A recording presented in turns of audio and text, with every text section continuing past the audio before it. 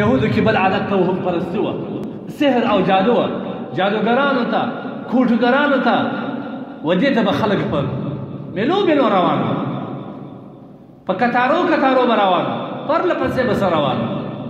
حتی چې د دې دا عقیده وه چې حضرت سلیمان علیه السلام چې د جناتو د انسانانو د حیواناتو باچا الله جوړ کړی و، د ټول زمین باچې الله ته تور کړی و، دا د سحر او د جادو په وجه دلته څه واخیسته شو، د دومره د سحر او د جادو او د تعویذانو او د جسم تاثیر. زموږ دور وګوره، زموږ دور وګوره، هر دریم سړی څلورم سړی به یو په کوډګر پسې ځغلي. والله عظیم پر ممبر باندې ناشه د الله دل بیانوه، هغه عالم دی الله تبا کی چې په ژبه کې دوی زبان وي، قسم دې مې په خدای که یوابي یو، قسم دې مې په خدای که بجبري یا د تعویذ منکر وي. تعویذان سته، ساجدونه سته، لیکن دا چې کاروبار جوړوي زه نن تاسو باندې فیصله کوم، د قرآن دفاع موږ باندې واجب او لازم ده. که په تایلنډ یا په هایلنډ کې د قرآن پر مخالف باندې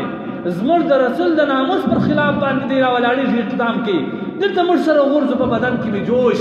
وینه په جوش کې راسي، او دا به وایي چې کله به الله دې موږ په لاس راکړي، یا به ځان په تباه کړم یا به دی خو تباه کړم خبره. لیکن ای مسلمانه ستا د کور په څنګ کې جادوګر پروت دی، ستا د کور په څنګ کې کوډګر پروت دی، هغه د قرآن آیات په وینو باندې لیکي، د قرآن آیاتونه په بولو باندې لیکي، ته دا ستا ناموس برداشتولی سي او ته مو روان وي بیا زندګي هم دې ته د وینه په جوش کې نه راځي، ولې دا ستا کار در کوي، ولې مو دا دین د لاس بازي جوړ کړي دي. هر وخت به انشاءالله د دې پر خلاف موږ اواز پورته کوو، ورسې مستشري عالم ته ورسې د تعویذ درې شرطونه دي. اول دا ویل چې کوډګر فاسق فاجر ته به نه ورځې چې هغه ستا او پیسو ته راوړي، ستا او اسلام ته اړولي. عالم ته ورسه، معتمد سړي ته ورسه، دو قرآني آیات به دې تا ته لیکي یا د حدیث څخه معتمد الفاظ به تا ته لیکي، او ستا به عقیده نه وي چې دا تعویذ ما جوړوي، دا به دې عقیده وي چې دا یو سبب دی د دوا پر کم دی تیروم. نو چې دا زموږ کلي، دا زموږ وطن، دا زموږ ګلیانې نن ټولو کوډګرانو نیولي دي، ټول دغه ظالمانو منحوسانو نیولي دي، دا جادوګرانو دا ساحران نیولي دي، او موږ سره متاثر وو. کور ته راسي ټول انسانان اختلاف کې سره واچي، ما ته فلانکي کوډګر ویله، ما ته فلانکي هغه ویله چې ستا په کور کې ستا زنانه په تا باندې کوډې کړې دي، مېړه وماینه سره جلا کړې. ایا ته عالم الغیب یې؟ غیب باندې خبر یې؟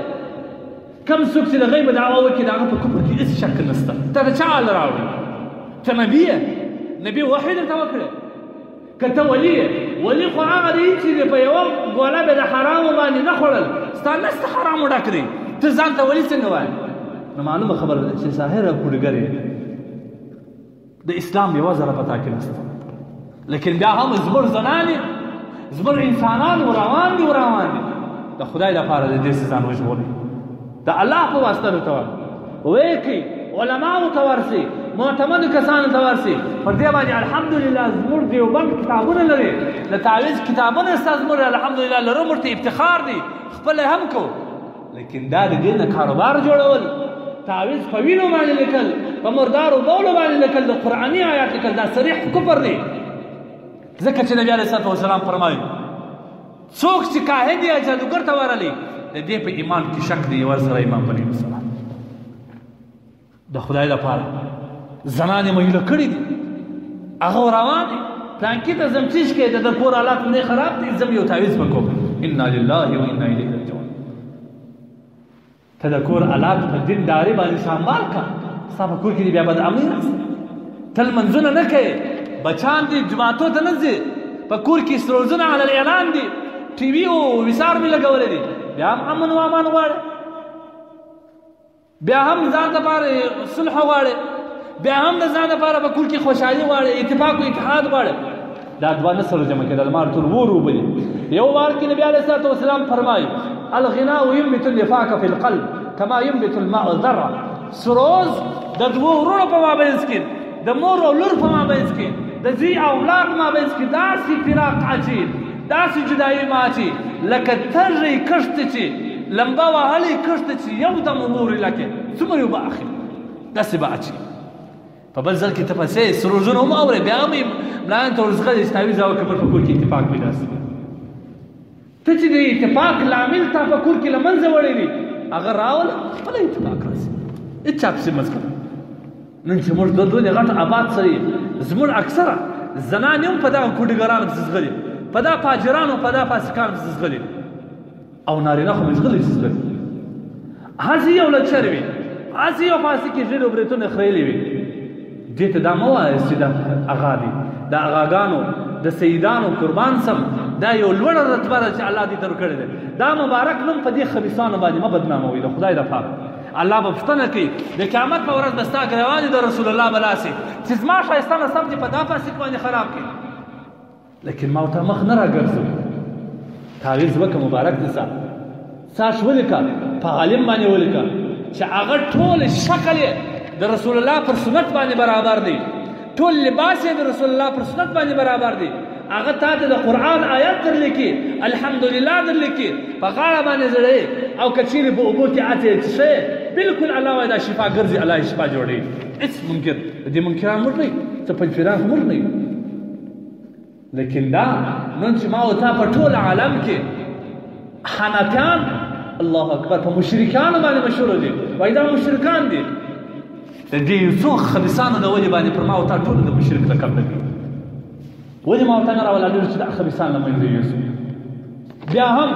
یو دانه راوځي یوه میاشت ماباده هوټلان ورته جوړ سي د مټرانو کتارونه ورته جوړ سي ای مؤمنه دا ستا مرداره عقیده ده دا ستا کمزوری عقیده ده چې ته وایې د خدای دپاره خپلې عقیدې سنبال کړي د خدای دپاره والله عظیم پر ممبر باندې ناسم د الله په کور کې ناسم که یا وهابیان یو یا پنجپیریان یو زما دې په ذات د خدای قسم وي که په ټوله بولده کې در ځان کټر حنفي او دیوبندي وینم لیکن حنفیت په دې مه بدناموئ امام صاحب قسم دې مې په خدای پوښتنه ورته وکړې هغه مبارک امام چې موږ تاسو ته په مذهب کې افتخار دی دا به پوښتنه درڅه کوي چې ولې زما په مذهب کې خلک شانه ګډ کړي وه دا زموږ ذمهداري ده چې د امام صاحب د مذهبه به ټول مردار کارونه داسې لکه په وریجو کې چې ټوله ډبره پرته وي داسې به غورځو دا زموږ ذمهداري ده کول په دې کې موږ ته هر څوک لقب راکوي هغه لقب ته موږ هم اماده یو